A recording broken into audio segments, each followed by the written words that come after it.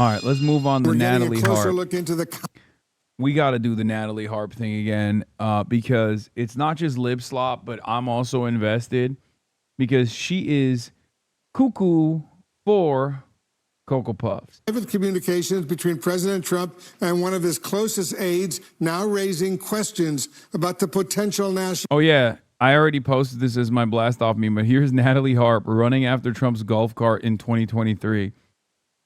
She also sent she writes letters to Trump. She writes letters to Trump. We're going to see one of those insane letters, okay? She writes like these long-ass letters to Trump, and she's like, you are my light. You are my everything. You're my alpha. You're my omega. She's smiling as she's chasing after this golf cart, by the way. And what's wild to me is she wrote a letter after this as well.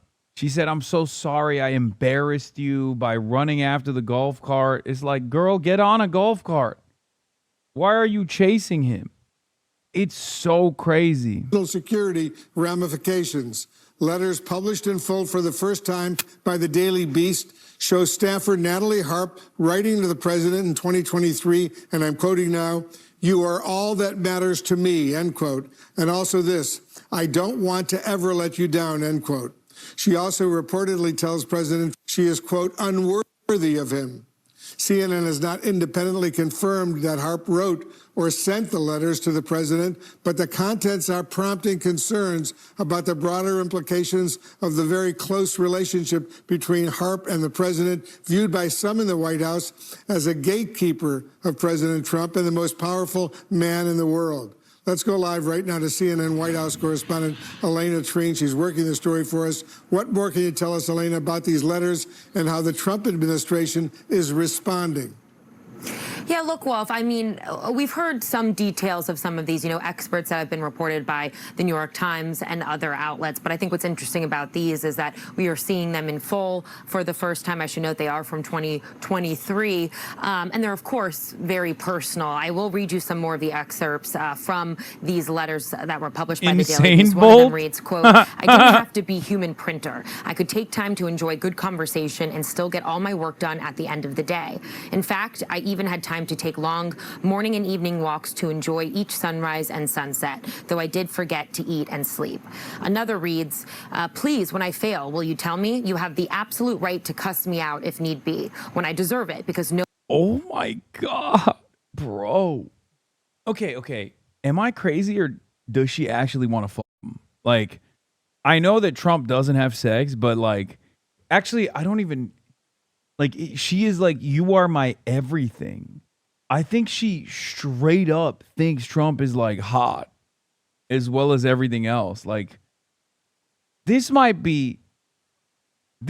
straight up be like the most cultish I've ever seen someone behave around Trump. No one knows or cares about me more.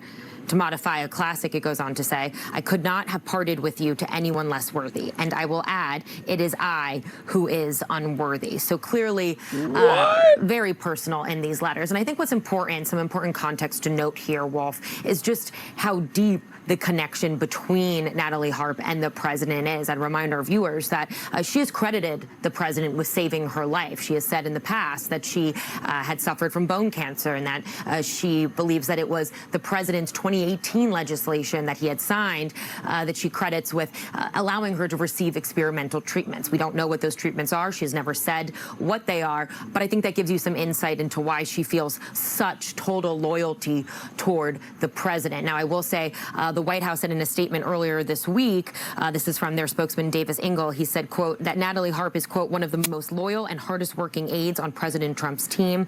I should note that was from Tuesday. We have reached out to the White House again for additional comment on these letters being published in full. But again, a very important, I think, relationship that we're really seeing come to light more so this week, ever since Senator John Ossoff, a Democrat, had made comments about Harp and how she travels with the president often.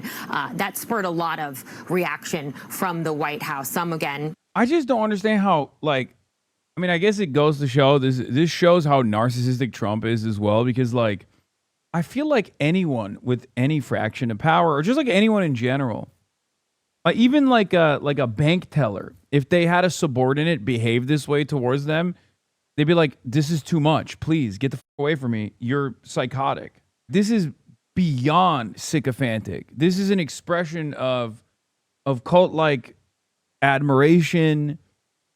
I feel like it's in your best interest to stay the fuck away from people like this. Pointing out how loyal and hardworking she is. Some of them, though, were far more aggressive and sharp in their defense of Harp. And one thing I've actually picked up, Wolf, in some of my conversations with people here at the White House this week, is that some of those more aggressive posts defending Harp actually had the adverse effect of drawing more attention to this relationship and dragging the story out, I think, into the public view. I mean, this literally became a major incident because of the John Ossoff moment. Because, like, I had read a little bit about Natalie Harp. There was, like, some revelations about her being kind of weird. I remember, because she is, like, somewhat eye-catching, because she's always, like, creepily smiling behind every... Because I remember watching that human printer video from when they're live reacting to Kamala Harris. And, like, I remember her always being in the background. Like, she wasn't, like, an unknown entity.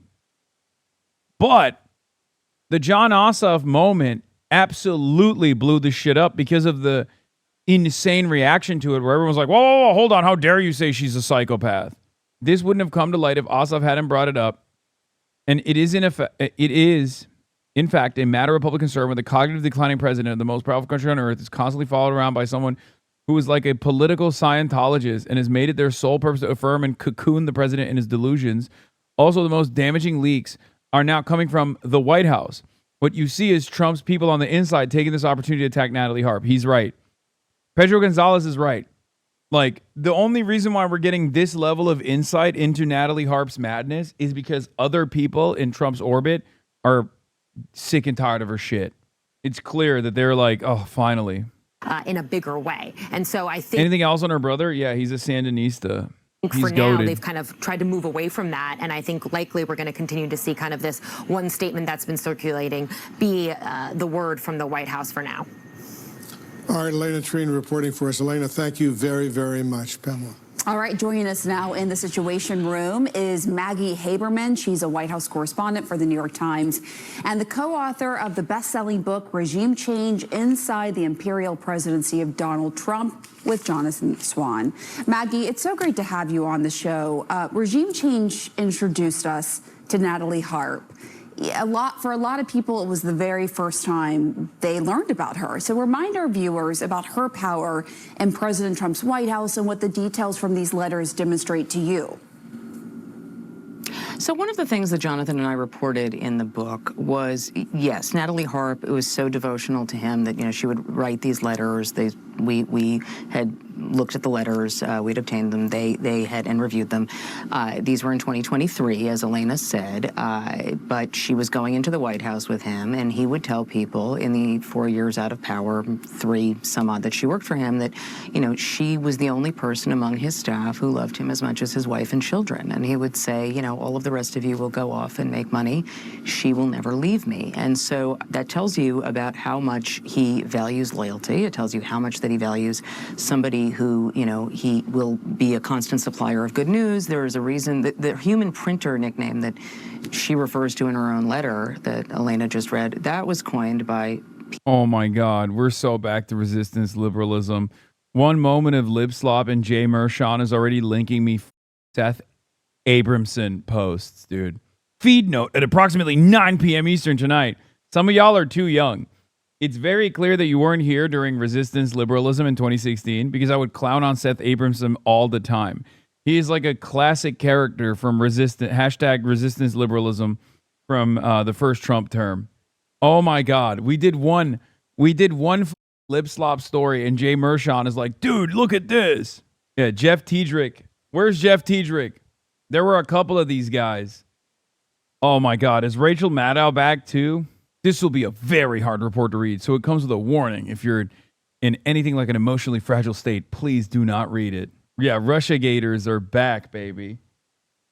Love these guys. People working for the president, because Natalie Harp has been a controversial figure inside his world for a while. And I understand the White House is upset now about focus on her, but, you know, this is coming in part because of people around the president have been concerned, including the Secret Service during those 4 years out of office. But she does fill a role that he wants. She handles a lot of his social media. She is a channel by which outsiders can bypass existing systems to get to him, and vice versa, where he can reach out to other people. That does include, in some cases, foreign leaders. That's the role she serves. Our colleague, Aaron Burnett, interviewed Natalie Harp's estranged brother earlier this week and asked for... I just feel like she's so insane that she does not have any capability of manipulating Trump. I guess she could filter, and probably does filter, what information Trump sees. But like, I think it's a relationship where like she is the abuse victim and not Trump. You know what I mean? But even though Trump is obviously the one experiencing cognitive decline, so who knows?